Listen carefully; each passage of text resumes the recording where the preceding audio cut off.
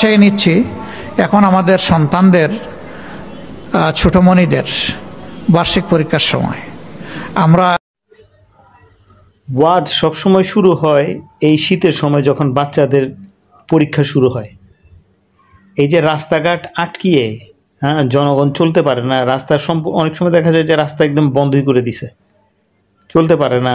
এবং যেখানে ওয়াজ হয় প্রথম তো হয় রাস্তার মধ্যে, তারপরে মাইকের শব্দে, বিকট শব্দে বাচ্চাদের পড়াশোনা হয় না, অসুস্থ মানুষরা অনেক সময় অশান্তিতে থাকে শব্দে।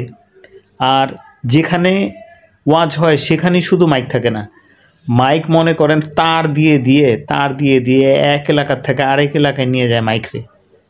এই জিনিসটা ওয়াজ করেন আপনারা, খুব ভালো, ওয়াজ ভালো, ইসলামিক কথা বলা ভালো, কিন্তু এটা একটা হয়তোবা মাঠে বা কোনো স্কুলের মাঠে বা কোনো একটা খোলা প্লেসে ওই ওয়াজে যারা যায় তাদেরকে এই শব্দটা শোনানো ভালো। মানে যারা ওয়াজ শুনতে যায়, যারা ওয়াজের জায়গায় থাকে না সেখানে তার দিয়ে দিয়ে এরকম তো করাটা ঠিক না।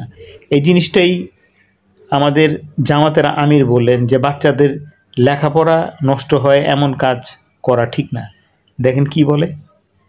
চেয়ে নিচ্ছি এখন আমাদের সন্তানদের ছোটমণিদের বার্ষিক পরীক্ষার সময় আমরা ডিসিশন নিয়েছি যে ওদের পরীক্ষা শেষ না হওয়া পর্যন্ত রাতের বেলা আমরা আর কোনো পাবলিক মিটিং করব না। এতে তাদের সামান্য বিঘ্ন ঘটলেও এটার জন্য আমরা দায়ী থাকব। আজকে যেটুকু বিঘ্ন ঘটেছে এর জন্য আমি ক্ষমা প্রার্থী, আপনাদের কাছে দোয়া প্রার্থী। আসসালামু আলাইকুম।